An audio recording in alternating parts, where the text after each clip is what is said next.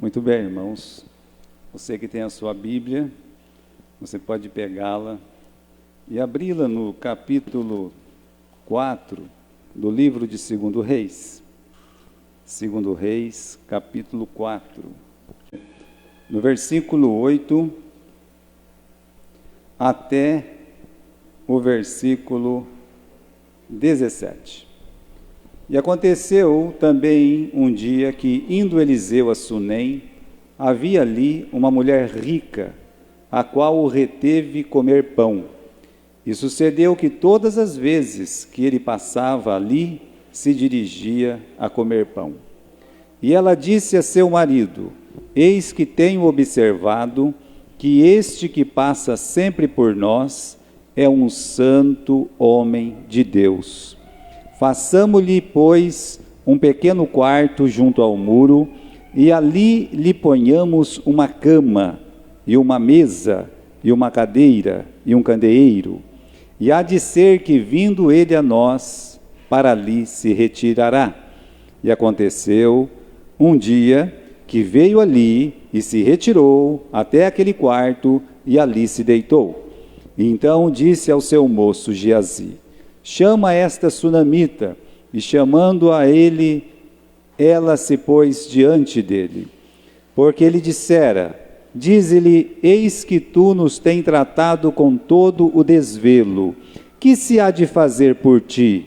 Haverá alguma coisa de que se fale por ti ao rei ou ao chefe do exército? E ela disse: olha, eu habito em paz no meio do meu povo. Então ele disse: que se há de fazer, pois, por ela?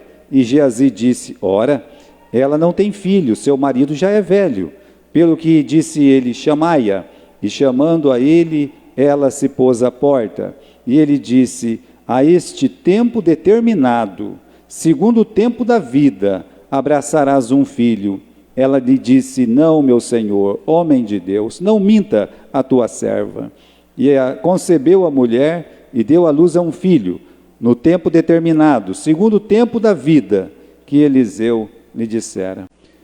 Estamos na nossa série Tempos Difíceis Fazem Almas Valentes. E hoje nós vamos falar de uma mulher valente.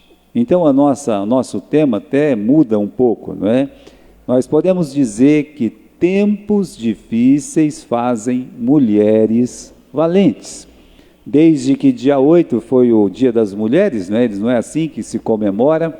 Então, a nossa mensagem de hoje fala exatamente sobre isso, que em tempos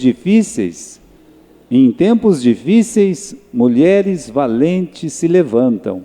E aqui tem um motivo: elas conseguem transformar tempos difíceis em dias melhores.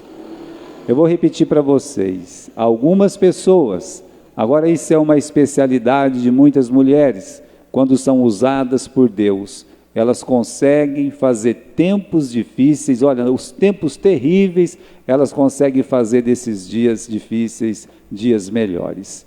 E é o que nós vamos estudar nesta noite. Irmãos, o versículo 8 diz que havia uma mulher sunamita que reteve o profeta a comer pão. Ora, em tempos difíceis, tudo é mais difícil. A crise que eles estavam vivendo, irmãos, é uma crise muito grande. Não é uma crise política só, não. É uma crise religiosa, é uma crise social. Era guerra que não acabava mais. Quando você vai estudando a história no livro dos reis, esse é um período de guerra constante. Era uma guerra atrás da outra. Guerra contra os sírios, guerra contra os amonitas, os moabitas, guerra. Eu não parava mais de guerra. Isso quando não vinha lá o assírio, o babilônio fazer uma guerra de longe. Era um período muito difícil. E aí, meus irmãos, nesse período de guerra constante, o que você vê, assim, por exemplo, na continuação dos capítulos de 2 Reis, você não vê só genocídio, você vê carnificina, você vê coisas horrorosas ali, uma fome sem tamanha, grande. E aí eu digo, né, que tempos difíceis não escolhe gênero, não vai, é só os homens que vão sofrer, não, mulheres sofrem. Não escolhe gênero, não. Atinge homem e atinge mulher. Homens morriam na guerra, aos montes, naqueles dias. E as mulheres? Bem, se os homens dela morressem na guerra, elas seriam escravizadas ou mortas, com seus filhos levados. Então eram dias muito difíceis, não eram dias fáceis. Por isso, em tempos difíceis, irmãos, quem mais sofre são justamente as mulheres. As mulheres são as que mais sofrem. É a mulher que você vai ver, que nós vimos na semana passada, clamando para o profeta: profeta, o meu marido morreu, ele servia a Deus. Olha, preste atenção no que essa mulher está dizendo. Ela está dizendo que o marido dela era um filho de profeta e morreu, e que ele servia a Deus, mas ele estava com uma dívida muito grande. Foi deixado uma dívida grande. Ela disse: os meus filhos vão ser vendidos. Quem é que está sofrendo em tempos de guerra, em tempos difíceis? A esposa desse homem. No capítulo que se segue aqui, no capítulo 6, no capítulo 5 e 6, você vai ver uma mocinha escravizada, que é aquela que orienta o Naamã, que tem um profeta lá em Israel que pode fazer alguma coisa. Mas ela é uma mocinha que em tempos de guerra foi tomada da casa dela e levada. Levada por quem? Levada por um general de exército para ser escrava na sua casa. No capítulo 6 você tem uma mãe gritando para o rei: rei, me acode. O rei diz: mas vou te acudir como? Eu não tenho como te acudir. Ela diz: não, o senhor tem que me acudir, porque eu estou com uma outra mulher aqui, e aí decidiu o seguinte, que ontem ia assar o meu filho por causa da fome, e hoje assaria o filho dela. Ontem assamos o meu, e hoje ela não quer assar o dela. Você está vendo quem sofre em tempos difíceis? Quem mais sofre em tempos difíceis são justamente as mulheres. Às vezes, o marido, se ele não tem Cristo como Salvador e ele vai ficar desempregado, ele vai sair de casa cedo, ele vai só voltar à tarde. Mas é a mãe que vai ficar com as crianças sofrendo, pedindo comida e mais algumas outras coisas. Então, irmãos, em tempos difíceis, as mulheres são aquelas que mais sofrem. Agora, hoje nós vamos ver aqui uma mulher valente. E uma coisa interessante dos tempos de Elias e Eliseu é justamente as mulheres. Como elas estão se espalhando, como elas estão tomando um espaço diferente. Eu já disse para vocês, a Jezabel, ela mandava no reino do norte. E a filha dela, Atália, mandava no reino do sul. Elas estão dominando, é o que nós estamos vendo. Esses dias difíceis de Elias e Eliseu, você tem a Jezabel, você tem a viúva de Serepta, você tem a Atália, e você tem essa mulher aqui. Então, você tem sempre uma mulher em evidência nos dias de Elias e nos dias de Eliseu. Agora, a nossa mulher, a nossa valente de hoje, ela é conhecida como a mulher sunamita. As mulheres más, como Jezabel e Atália, o nome delas são lembrados na Bíblia. Agora você não sabe o nome da mulher daquele profeta que morreu. Você não sabe o nome dessa mulher que tem um nome eternizado, porque ela ajudou o profeta Eliseu. O que nós sabemos dessa mulher? Bom, nós sabemos que ela é de Sunem. É o que diz o versículo 8, leia comigo aí o versículo 8. E aconteceu também um dia que, indo Eliseu a Sunem, havia ali uma mulher rica. Então, irmãos, a passagem diz, olha, é uma mulher sunamita, Sunem, até essa passagem, o que nós sabíamos de Sunem? Que a palavra de Deus fala de Sunem, os filisteus ficaram lá antes de matar o Saul, mas não é só isso. Sunem era um berço de belas mulheres. Você vê que o rei Davi estava morrendo e procuraram no reino todinho a mais bela para poder casar com o rei lá que estava morrendo, cada coisa também, e encontraram uma mulher em Sunem.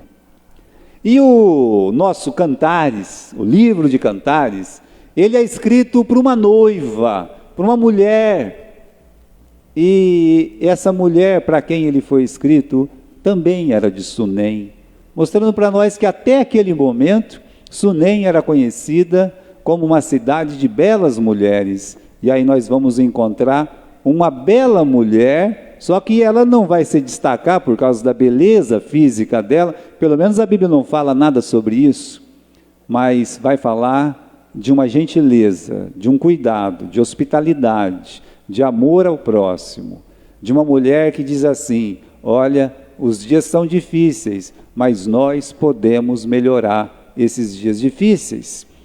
O que nós vamos aprender com ela é justamente isso. O termo Sunem, a palavra Sunem significa lugar de repouso. Sunem é isso, um repouso dobrado. E ela vai dar esse repouso dobrado. É não somente, meus irmãos, para o profeta, mas a vida do seu marido é uma vida de repouso dobrado. É interessante essa mulher, que ela tem muito para nos ensinar. Então, é possível transformar tempos difíceis em dias melhores. Olha o que quer dizer mulher sunamita. No original, escreveria assim, ó, mulher sunamita significa o quê? A auxiliadora, porque a mulher foi criada para auxiliar o marido, né? A auxiliadora que traz paz de espírito. Ficaria assim, se fosse, o que quer dizer mulher sunamita? A auxiliadora que traz paz de espírito. É uma boa palavra, não é? Então vamos continuar. Versículo 8 então. O que se diz da mulher? Além de que ela era sunamita, diz que era uma mulher rica. Bem, no original traz a palavra grande. Grande no sentido de poderosa mesmo. Essa palavra é usada para outras pessoas para dizer, essa pessoa é poderosa, ela é forte, ela tem condições. Então podemos dizer que ela morava numa bela casa, numa bela fazenda, era uma pessoa de posses, né? Bem mais jovem que seu marido, mas uma pessoa de muitas posses. Por isso a palavra importante em algumas traduções, rica, é o que está na minha tradução. E ela vai na contramão das mulheres do seu tempo, que eram ricas. Pelo menos na contramão das mulheres ricas mencionadas na história, como ela, no mesmo tempo, na mesma época. Você tem na mesma época que ela, a Jezabel está viva, a Atália está viva. E essas mulheres, elas também são ricas. E elas sim, elas se empoderam. Elas mostram que são poderosas. A Jezabel é o mando e o desmando. Ela faz o que quer e o que ela não quer com o marido e com todo mundo. Ela mata todos os profetas. Ela é uma mulher poderosa. E a filha dela, vendo ela desse jeito, cresceu com aquele jeito. E quando ela casa com o filho de Josafá, que é o rei lá do sul, ela é tomada pelo poder.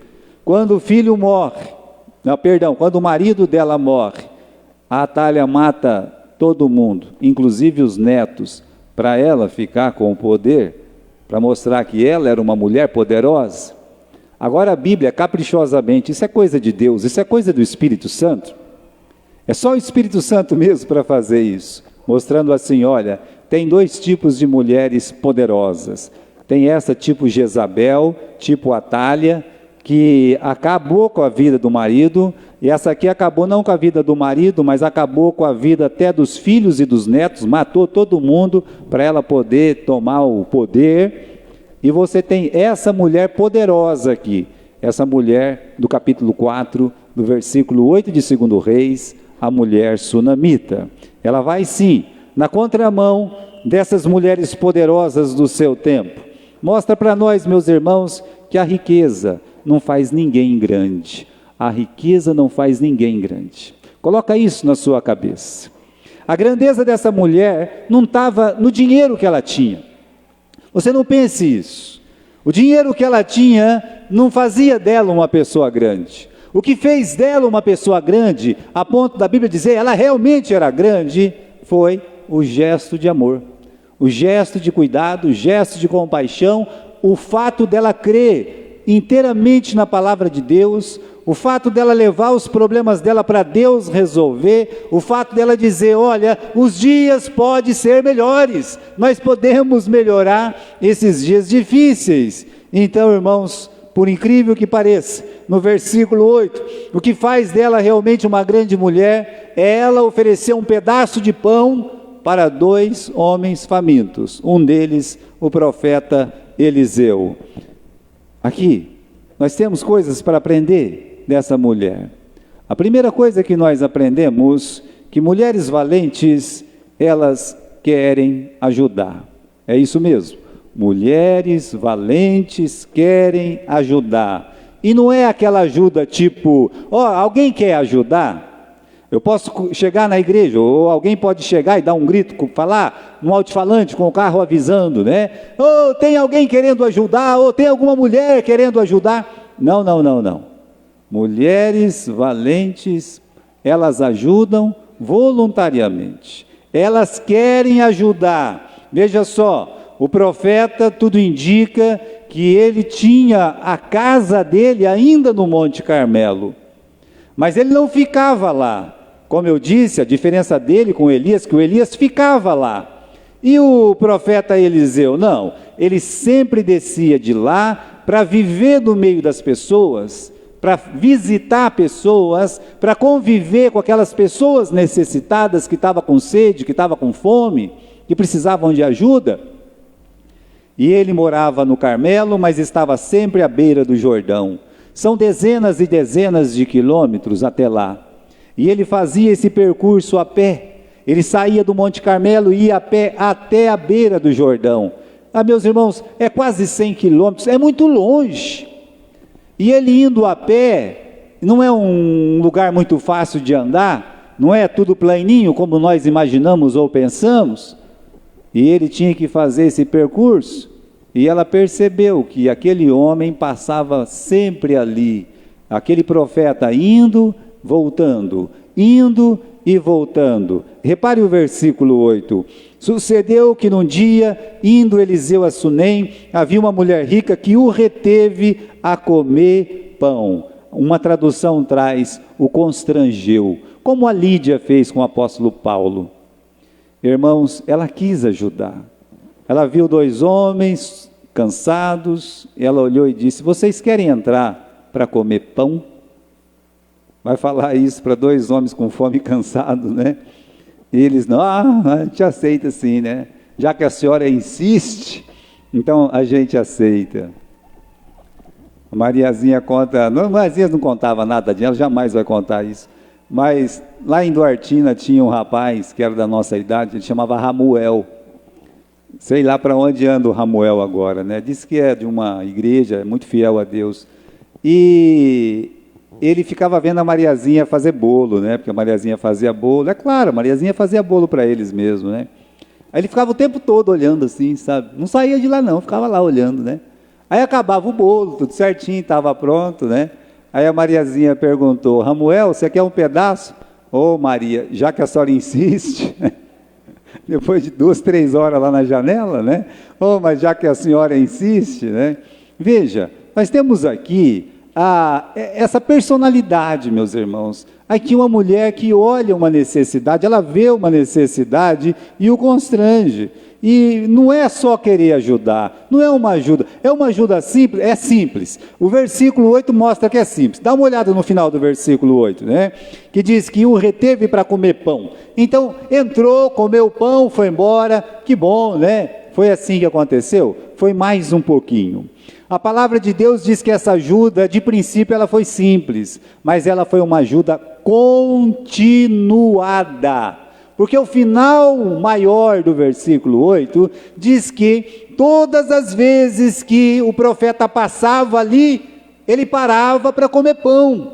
Então não foi uma ajuda apenas, foi uma ajuda continuada. Essa é a diferença de uma mulher que ajuda uma vez, daquela valente, daquela que está sempre pronta para ajudar. Ela era uma ajuda simples, mas uma ajuda continuada. E esse gesto, que começou com simplicidade e foi continuado, se tornou, meus irmãos, um precedente de um gesto ainda maior. Ela viu que eles paravam, comia e ia embora. Parava, comia e ia embora. Aí um dia ela olhou para o marido dela e disse assim, marido, vamos fazer aqui do lado do muro, quer dizer, um pouco afastado, né? Para o lado do muro nós vamos fazer um quarto, nós vamos colocar uma cama, nós vamos colocar a luz, nós vamos colocar uma cadeira, né? E todas as vezes que o profeta de Deus passar por aqui, eles podem descansar. Então, meus irmãos, ela faz uma casa missionária. Uma casa missionária. É a primeira pessoa que talvez vai fazer isso, uma casa missionária. E eu digo que Deus, Ele sempre tem sunamitas. Se tem uma coisa que Deus tem, é sunamitas, são esse tipo de mulher na obra dele. Desde que eu comecei, meus irmãos, eu tinha 17 anos quando eu saí de casa. De pronto eu trombei com uma dona Alta. A dona Alta, sempre que eu ia agradecer, ela dizia, sabe o que para mim? Eu ficava com vergonha, porque eu não era nada, eu era uma criança. Eu tinha 17, depois 18, depois 19. Eu fui embora da casa dela, eu tinha 20 anos. Agora, sempre que eu ia agradecer, ela falava assim, não, por favor, é um privilégio servir uma pessoa que trabalha na obra. Ela falava assim para mim. Já pensou ela, uma missionária de quantos anos? Aqui em Marília, quando eu vinha, em 96, 97, olha, muitos não tinham nem nascido ainda. Eu ficava aqui com a Mariazinha, meus irmãos, tratavam aquele amor, com aquele desvelo. Quando eu cheguei em Galha, a gente tinha um trabalho em Fernão que estava fechado. E eu decidi, vamos reabrir esse trabalho, era uma casinha de madeira caindo aos pedaços. Hoje tem um templo bonito lá, mas era uma casinha de madeira caindo aos pedaços. E nessas visitas, eu visitava uma senhora que ela era benzedeira, imagina uma coisa dessa, benzedeira. E ela disse assim, né, fazendo aquele evangelismo pessoal, eu quero entregar a minha vida para Jesus. Eu achava que não era muito sério a coisa, né, porque ela tinha fama de benzer mesmo, a irmã Marinha, né? E aí então ela se converteu, foi para a igreja. Quando, meus irmãos, num dos sábados era uma poeira danada, a gente chegava, sabe como é que é, né? Aquela sujeira toda, né? E ela não gostava daquilo. Um dia ela chegou e disse, pastor, eu queria ficar com a chave da igreja. Ah, uma chave da igreja? Ah, pô, tudo bem, não tinha nem chave, era uma tramela, uma coisa assim. E aí eu disse, é isso aqui, irmã, a chave é essa corrente aqui com esse cadeado, não tem problema. Eu digo uma coisa, cada semana que eu passava lá tinha uma coisa feita. Primeiro, que ela deixava tudo limpo. Segundo, que ela colocou um paninho onde a gente pregava para ficar mais bonitinho. Tá?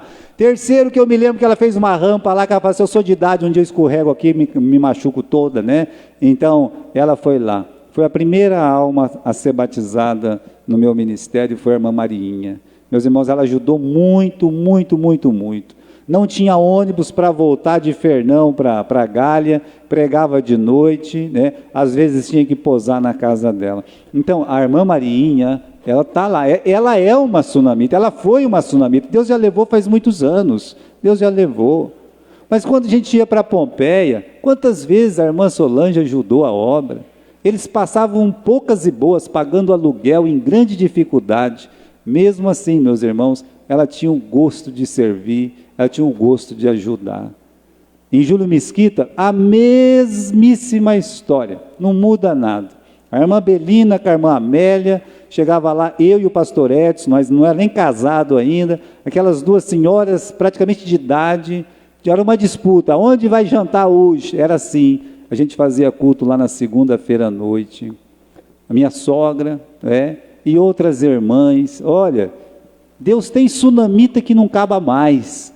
Basta uma pessoa trabalhar para Deus que vai encontrar pela frente uma sunamita. Vai encontrar alguém que vai fazer alguma coisa.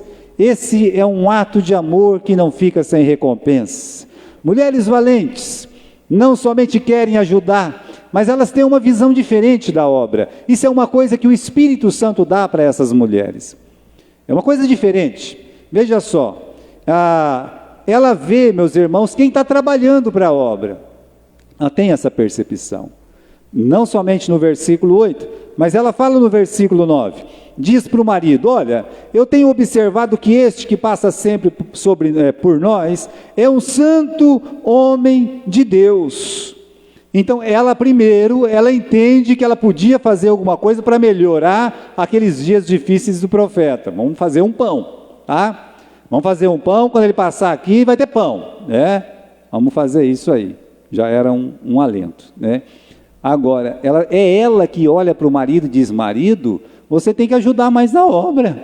Você tem que fazer alguma coisa. Não pode só ser assim não, você tem que participar mais, né? Nós podemos ajudar mais, olha, tem tanto espaço aqui nessa fazenda, vamos fazer uma casa missionária. É isso que ela está dizendo. Ela está puxando a orelha do marido dela, para o marido dela enxergar que a obra necessita, que a obra precisa. Não é, meus irmãos? Ou é o profeta Eliseu, ou é o Geazi, a obra precisa, e aí então o marido atende. Ela se torna uma ajudante maior e leva essa responsabilidade para o marido. Por isso eu digo, o primeiro casal que realmente toma a frente de ser, meus irmãos, assim, um ajudante, um cooperador missionário. Às vezes a pessoa fala, mas meu marido, não é nem crente o meu marido, como é que ele vai ajudar, né? Olha, irmãos, ore a Deus. Se é uma irmã que sofre por conta disso, ore a Deus, ganha ele sem palavra, porque tem muitas bênçãos para essas mulheres valentes que fazem os dias melhores, ficar melhores, não é? Então, uma coisa aqui, né, que eu quero deixar, é que pessoas que trabalham para que os dias dos outros sejam melhores, também vão passar por dias difíceis. Não é porque uma pessoa coopera, não é porque uma pessoa ajuda, que ela não vai passar por dias difíceis. Ela vai passar por dias difíceis. Ela recebeu a bênção, por exemplo, de ter um filho, mas o filho morreu. Morreu e ainda morreu no colo dela. Deus permitiu que o filho fosse lá para o campo, ficasse com o pai mandou para a mãe, e o menino morreu no colo dela. É até uma história triste. Dá uma olhada no versículo 18. Crescendo o filho, aconteceu que um dia saiu junto com seu pai, que estava com os segadores, e disse, pai, a minha cabeça está doendo, ai, a minha cabeça. Então disse a um moço, leva correndo para sua mãe, né? E ele levou para a mãe teve com ele no seu colo até o meio-dia, e o menino morreu. Veja que situação. Isso aqui é trágico, mas é uma situação que ela viveu. Pessoas que querem ajudar na obra, mulheres valentes que querem ajudar na obra, elas também sofrem. Ela sofreu a morte do próprio filho no seu colo. E depois, no final, no capítulo 8, se você abrir um pouquinho na frente, tem um outro momento difícil. O profeta Eliseu avisou, né? Falou Eliseu, aquela mulher cujo filho vivificara, dizendo, levanta-te, vai tu e a tua família e peregrina onde puder peregrinar, porque o Senhor chamou fome nesta terra, que vai perdurar por 7 anos. Então são 2 tempestades que ela viveu. Qual? A primeira tempestade foi a morte do filho. A segunda tem pessoas que melhoram a vida dos outros, passa por dias difíceis. E Deus nunca disse que não teria aflição. Você não seja enganado pelo diabo, por Satanás. Não seja enganado pensando que porque servimos a Deus, nós não vamos ter aflições. Pelo contrário, as pessoas que ajudam, as pessoas que cooperam, essas almas valentes que são levantadas por Deus, elas passam por momentos difíceis. Olha a história de Abraão, ele passou por momentos difíceis. Olha para a história de Jacó, ele sofreu muito. Olha para a história de José, até ele ser elevado no Egito, ele sofreu muito. Mas eu queria que você não olhasse só para esse momento de aflição, porque o momento de aflição é uma realidade. Jesus disse que seria uma realidade. No mundo tereis aflição. Deus falou, Jesus falou que teria, mas Jesus fala assim, lembre-se, eu venci o mundo, a vitória. Não é que, meus irmãos, seremos abandonados nesse dia, não. Nós vamos atravessar por esses dias difíceis e acredite, nós estamos vivendo dias difíceis. Nós podemos dizer que estamos vivendo naquele período que Cristo mencionou, o princípio das dores. Irmãos, nós não vamos ter mais o nosso velho normal. Você não fique pensando que vai acontecer o velho normal. Nós já estamos vivendo um novo normal. A igreja vai ter que se adaptar a muita coisa. Na nossa vida pessoal, no seu trabalho, com seus filhos, nós vamos ter que nos adaptar a muita coisa. Nós vamos ter que ter sabedoria para encarar isso que nós chamamos de novo normal. Nós estamos vivendo tempos difíceis. Agora, irmãos, diante da dor maior, quando morreu o filho dela, ela tinha uma palavra, ela disse por 2 vezes, está tudo bem, quando morreu o filho dela. Quando ela teve que mudar e ir embora e voltou, como ela volta, meus irmãos, e como ela obedece à palavra de Deus, você entende que ela disse assim, Deus sempre faz o melhor. Quando ela corre para o profeta, o filho morreu, e ela corre para o profeta fala, vai lá resolver para mim, Geazi. Ela disse, não, o senhor vai lá em casa, né? O senhor vai lá em casa. O profeta foi, mas o que ela quer mostrar com isso? Que ela acreditava na restauração de Deus dos tempos difíceis. Ela estava dizendo, olha, Deus, Ele pode mudar essa situação que aparentemente é irreversível. Se era, meus irmãos, impossível dela ter um filho, depois era impossível de o filho reviver. Ela disse, não, Deus é um Deus de restauração, Deus é um Deus de recomeço, Deus é um Deus de fazer coisas novas, de fazer coisas diferentes em tempos difíceis. É isso que ela está dizendo quando ela corre para Deus. Ela não quer terceirizar nada, ela não quer falar com Geazi, ela vai direto com o profeta. Por quê? Porque ele que é o homem de Deus. Então, meus irmãos, ela podia enxergar Deus através do profeta, do trabalho que o profeta fazia, e ela não abriu mão disso. Quando ela volta para casa, depois dos 7 anos de fome, ela recupera a fazenda dela, ou seja, Deus restaura tudo para ela. Em tempos difíceis, você tem que acreditar que Deus Ele vai refazer, que Ele vai restaurar, que Ele vai dar um jeito. Por quê? Porque Ele nos ama, porque Ele quer o nosso bem.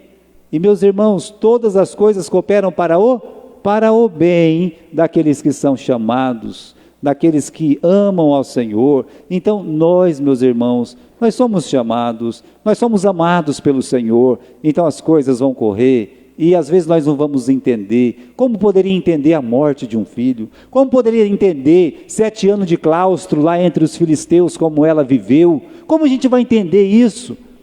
Talvez a pessoa de fora podia olhar e dizer, diz que serve a Deus, mas aí, o filho morreu, né? Diz que serve a Deus, mas está aí, com uma malinha na mão, correndo, fugindo, tendo que sair, passando fome lá no meio dos filisteus. Não, ela não morreu de fome não, viu?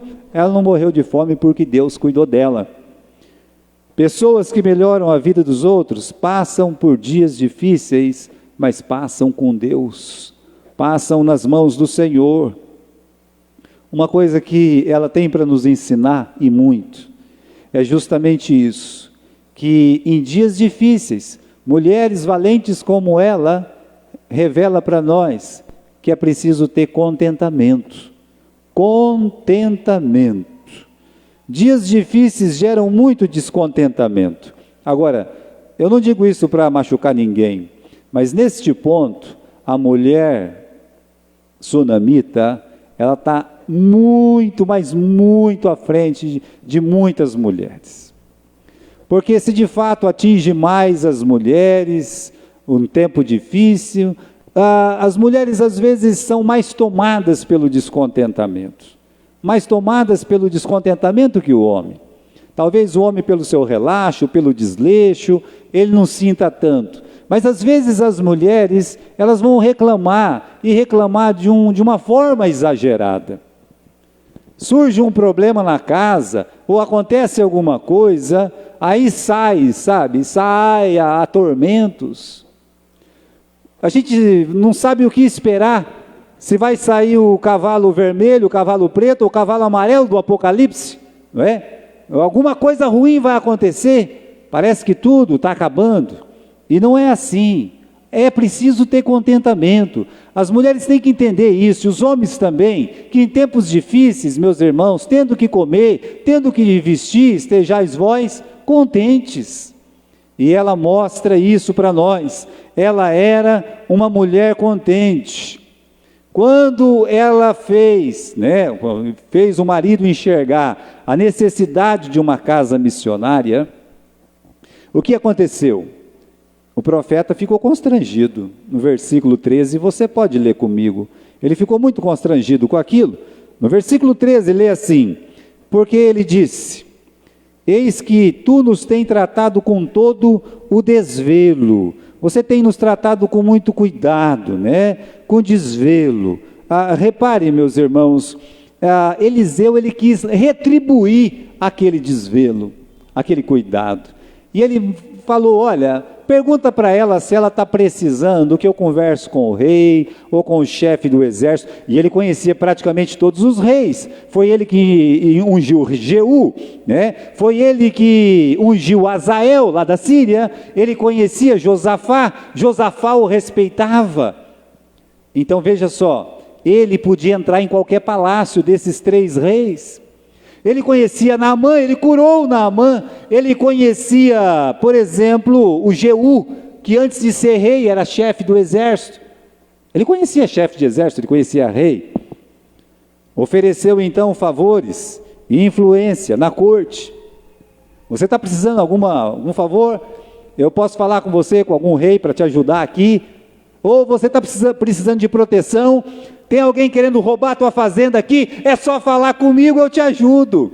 Olha o profeta, meus irmãos, querendo retribuir a ajuda que estava sendo dada, e ela não queria ajuda. Ela olhou para ele e disse: ei, calma lá, profeta, eu estou em paz, eu vivo em paz no meio do meu povo. Ela está dizendo assim: eu sou uma pessoa feliz, eu sou uma pessoa feliz e contente, eu faço as coisas com alegria. A nossa família é uma família feliz e contente. Nós servimos a Deus, a nossa casa serve a Deus. Eu, meu marido, os empregados. Foi o xereta do Geazi, que era um abelhudo e sofreu por ser um abelhudo, que foi falar para ele lá, né? Olha, ela não tem filho, o marido dela já é idoso, é uma pessoa velha, né? E o profeta orou por ela, para que ela então concebesse, e ela concebeu. Mas irmãos, ela está dizendo de boca cheia: nós aqui, nós temos paz, nós temos contentamento. Ela era uma mulher contente, e quando veio esses 2 problemas, que é um problema maior do que uma morte, a morte de um filho dentro de casa, eu quero que você venha comigo aqui, no versículo 23, capítulo 4, versículo 23, quando o filho morreu, o Geazi foi conversar com ela, né? O marido foi conversar com ela. Ei, mulher, para onde você vai? Não é lua nova, não é sábado. Ela disse: está tudo bem, marido, está tudo bem. Aqui me espanta, meus irmãos, como eu disse, o que é uma mulher contente? O que poderia ser um homem contente? Ela recebeu a benção de ter um filho, o filho devia ter uns 10 anos, 12 anos, 13, vai saber quanto. Sei que o moleque estava lá com o pai, trabalhando com o pai, e daqui a pouco deu uma insolação, alguma coisa, o moleque: ai, a minha cabeça, ai, a minha cabeça. O pai faz o quê? Ó, o moleque está doente, leva ele para a mãe dele. É o que o pai faz, né? Leva para a mãe, né? E aí foi para a mãe. Chegou lá, passou pouco tempo, o moleque morreu. Se fosse outra mulher, bem, dependendo da mulher, ia olhar e dizer assim: o que você foi fazer com o meu menino? Você matou o meu menino. Será que eu estou exagerando? Que algumas mulheres são capazes de dizer isso? O marido, coitado, estava trabalhando, o moleque estava ajudando, deu um piripaque no moleque lá, né? O moleque se esticou todo, ficou ruim. Quando chegou no braço da mãe, morreu. A mãe poderia culpar o pai. O que você fez que você não cuidou desse menino? Eu não falei para você deixar esse menino na sombra? Olha só, né? Poderia.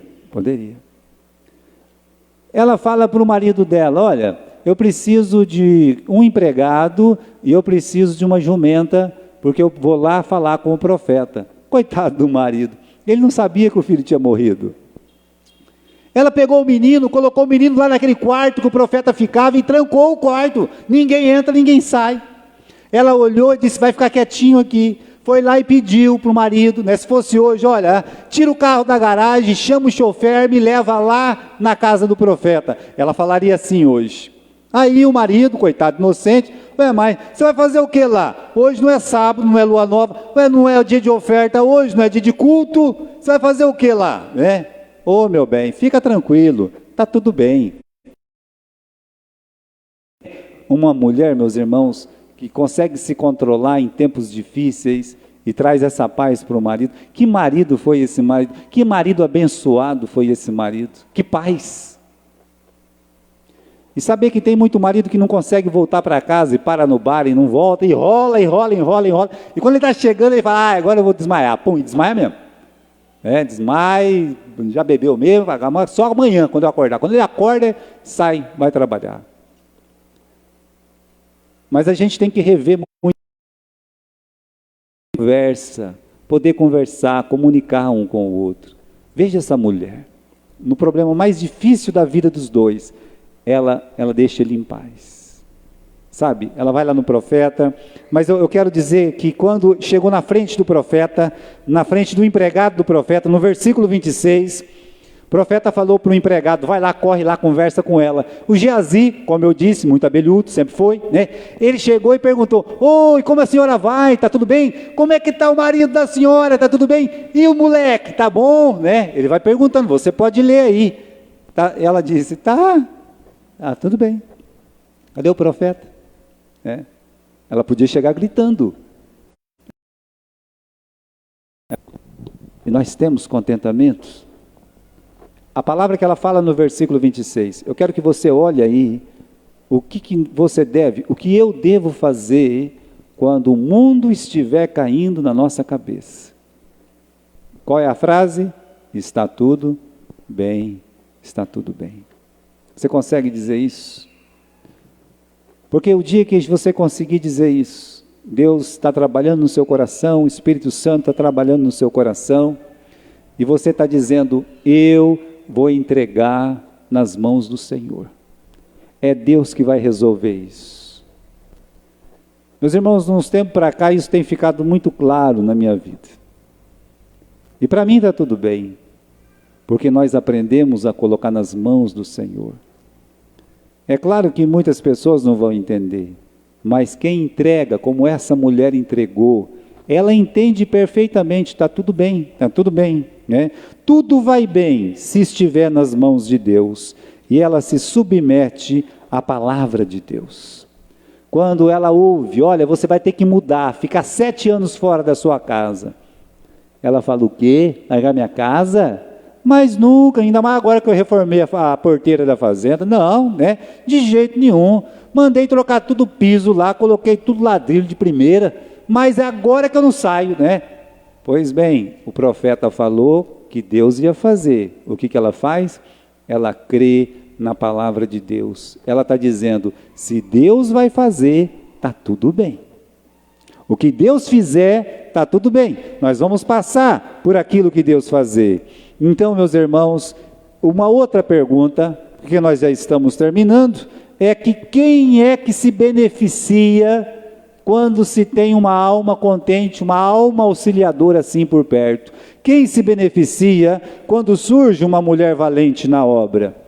A gente viu no capítulo 8, capítulo 4, versículo 8, está aí o profeta comendo pão, direto agora, né?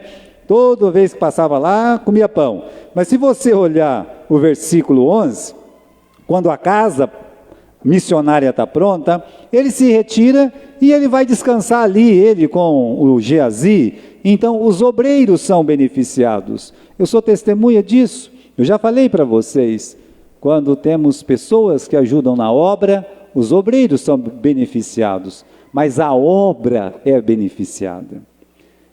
E é isso, meus irmãos, que deve tocar o nosso coração. A obra é de Deus.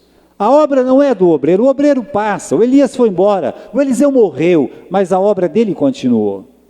E quando nós abençoamos a obra, eu digo para você, ela deu aquele pão e ela com o marido construíram aquela casa missionária. Só que é uma coisa, a obra de Deus continuou e o nome deles perpetuou. Nós estamos falando desses dois hoje, 2.700 anos depois. Ela nem o nome nós sabemos, mas a obra que ela fez é reconhecida por Deus. Então, a obra é beneficiada, o obreiro é. A obra é beneficiada. Agora, meus irmãos, o maior beneficiado é quem? É quem realmente coopera, ajuda, é valente nesses dias, fazem os dias melhores, ele vai ter os dias melhores. Já pensou ela poder, junto com o marido, dizer assim: olha, nós estivemos junto com o profeta Eliseu, ele que era discípulo do profeta Elias. Quantas histórias! Que bênção poder estar lá. Meus irmãos, que bênção poder ter vivido 4 anos morando lá na casa do pastor João. Ninguém pode tirar isso de mim. Quem que vai poder tirar isso de mim? Ninguém, jamais. Então, olha a bênção de receber a palavra direto do profeta Eliseu, abençoado com uma gestação quase impossível, abençoada com uma ressurreição do filho morto, abençoado, meus irmãos, porque se sentia avisado pela palavra de Deus, e depois ainda recuperou toda a fazenda que tinha perdido, porque quando ela chegou para pedir a fazenda dela de volta para o rei, o Geazi, o abelhudo, estava lá, fazendo o quê? Falando, né? Falando que o profeta tinha ressuscitado o filho de uma mulher, e justamente a mulher aparece na mesma hora lá, na frente do rei, e ele diz: é esta mulher, rei, é esta aí e tal. Olha, é só Deus para fazer essas coisas, para ver que não fica sem recompensa, não fica. Irmãos, mulheres valentes transformam dias difíceis em dias melhores, em dias melhores. Como ela fez isso? Olha a simplicidade: um pão, uma casinha, talvez por ela ser rica, aquela fazenda toda, aquilo para eles praticamente não era nada, mas o que significava isso para o profeta? Aquela paz que ela dava para o marido dela dia a dia, sabe, não atormentar a vida do camarada, mas fazer com que o camarada se sentisse cada vez mais útil, cada vez mais amado, colocando o filho dela nas mãos de Deus, o tempo todo, meus irmãos, mostrando que ela tem fé, né? É assim que uma mulher, ela se porta valentemente, ela se porta com fé, ela faz porque ela confia em Deus, e o segredo é esse mesmo, é essa fé, é esse amor por Deus. As pessoas que cooperam, as pessoas que ajudam, as pessoas que Deus se levanta, não é por um acaso. Essas pessoas têm fé no Senhor, têm fé, mas elas amam a Deus, elas amam profundamente a Deus primeiro. Elas amam a obra de Deus, elas amam o próximo, as pessoas. Há um amor no coração dessas pessoas que fazem os dias difíceis se tornarem dias melhores. Ela está contente, e ela é contente porque ela pode ajudar, e ela ajuda. Mas veja, irmãos, ela simplesmente poderia fechar a janela toda vez que o profeta passasse, e não ia ninguém ficar sabendo. O profeta iria do Carmelo até a beira do Jordão, ia e voltava, e talvez o profeta nunca ia se incomodar. Poderíamos dizer que isso não faria falta para ele, correto? Porque ele poderia viver sem aquilo. Poderia. Só que com aquele gesto, aquele amor, aquele cuidado, aquele que o próprio profeta fala, um desvelo. Sabe o que é desvelo?